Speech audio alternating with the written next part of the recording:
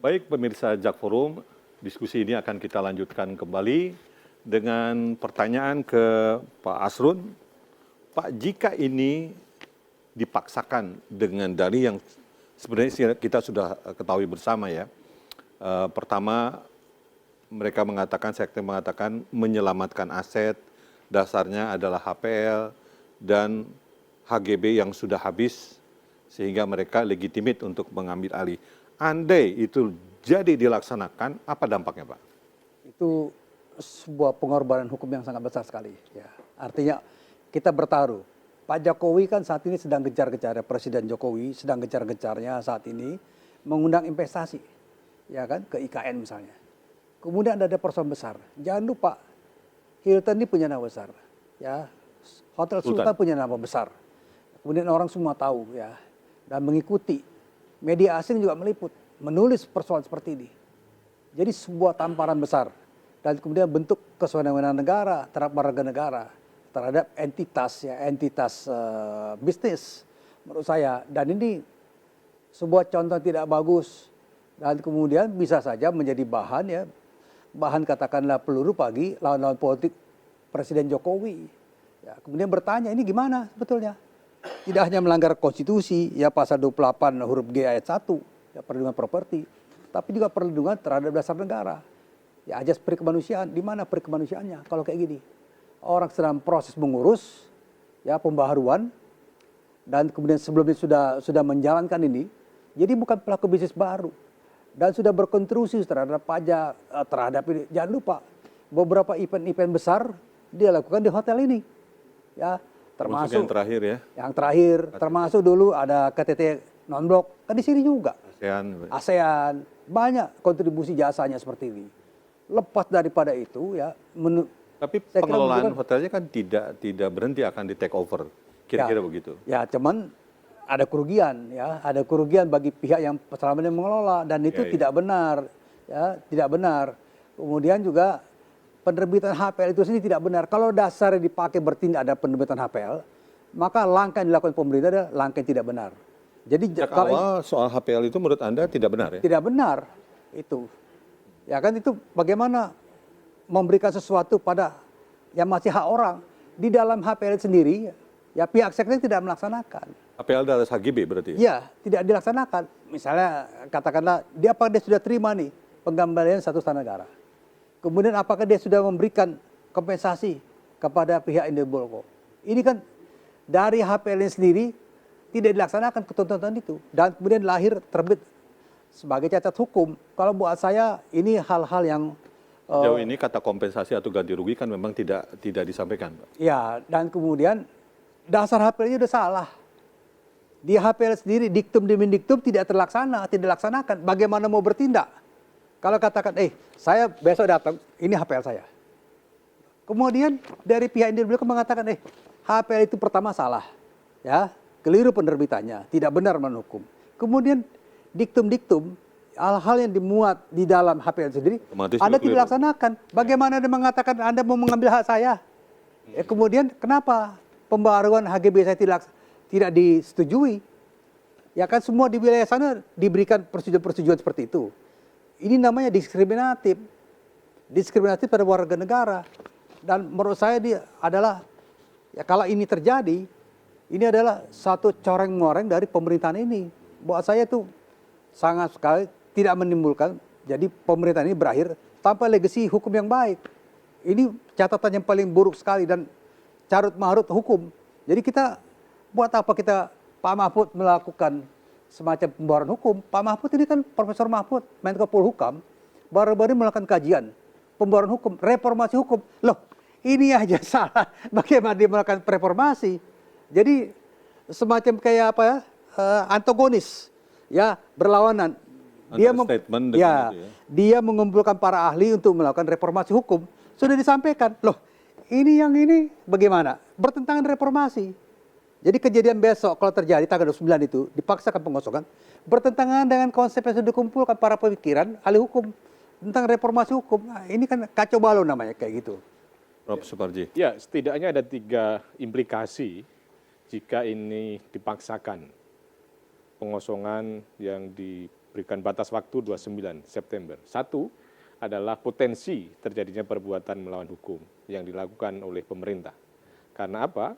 Karena melakukan suatu perbuatan yang tidak sesuai dengan hukum, yang kemudian menimbulkan kerugian bagi pihak individu dan adanya kausalitas antara kesalahan dan kerugian tadi itu. Maka itu satu implikasi yang cukup terang benderang.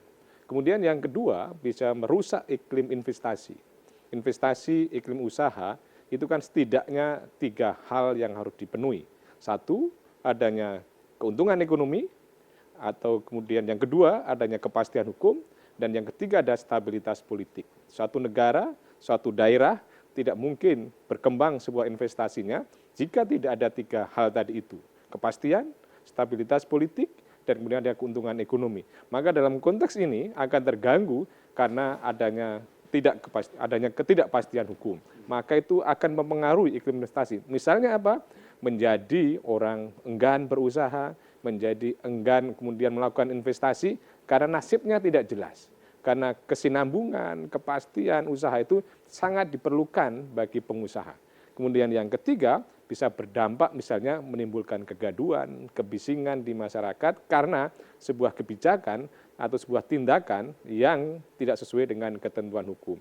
Maka menurut saya untuk mengantisipasi adanya potensi perbuatan melawan hukum, gangguan iklim investasi, dan gangguan atau adanya kebisingan atau kegaduhan di masyarakat, maka lebih baik tanggal 29 itu dianulir dan dilakukan dengan cara-cara yang lebih prosedural, yang lebih proporsional, dan yang lebih profesional. Profesional dalam arti apa? Selesaikan dengan mediasi, dengan musyawarah, bukan dengan bernarasi, dengan berorasi di publik melalui media sosial. Ya? Dan itu belum ditempuh. Ya. Jadi tadi kan mestinya negara bersyukur kepada warga negara yang membantu tujuan bernegara. Kan mensejahterakan masyarakat, mensejahterakan rakyat itu kan tujuan negara. Dan itu adalah menjadi tanggung jawab negara. Dan warga negara yang bermaksud membantu mestinya diberikan insentif, mestinya diberikan apresiasi, bukan dilakukan retriksi atau kemudian dilakukan eksekusi atau kemudian sanksi atau punishment. Tetapi mestinya difasilitasi peran-peran investor, peran-peran pengusaha untuk berkembang, untuk bersama-sama membantu tujuan berbangsa dan bernegara, yaitu kesejahteraan umum dan keadilan sosial tadi, Bang. Baik, ternyata bukan hanya penurunan indeks kepercayaan pengusaha, tapi juga ada indikasi pemidanaan. Saya masih ingat ada statement itu dari Kapolri. Ya, saya kira ada potensi pidana umum dan potensi korupsi. Itu namanya kira-kira menekan. larinya kemana? Ya, saya kira itu pendapat, kalimat-kalimat yang tidak benar secara hukum ya, dan tidak benar secara administrasi, hukum juga. Bahwa pejabat publik itu ya, yang pemegang kekuasaan ya, tidak bisa untuk mencapai suatu tujuan menekan publik, menekan pihak-pihak yang dituju dengan cara-cara pamer kekuasaan. Itu namanya pamer kekuasaan ya, dan kemudian orang tentunya bertanya, loh kalau begitu apa gunanya kita bernegara kalau gitu?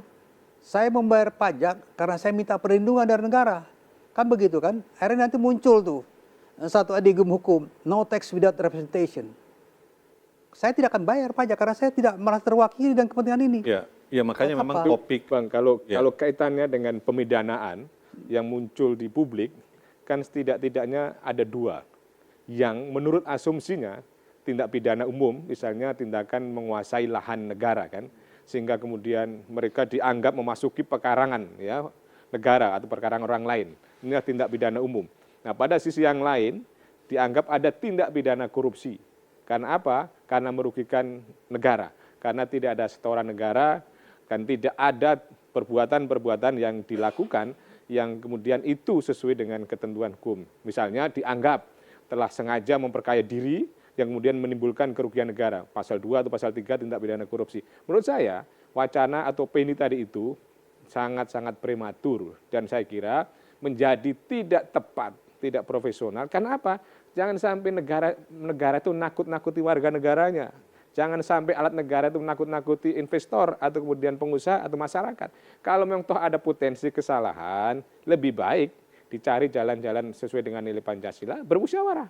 Kalau kemudian ada kesalahan, dicegah, dikasih solusi, bukan dengan cara-cara menakuti, mengancam Dikembalikan seperti itu. kerugiannya ya. Ya, jadi ini menurut saya tindak pidana umum atau tindak pidana korupsi yang diwacanakan di publik itu adalah tidak relevan, tidak prosedural dan tidak profesional gitu. Ya.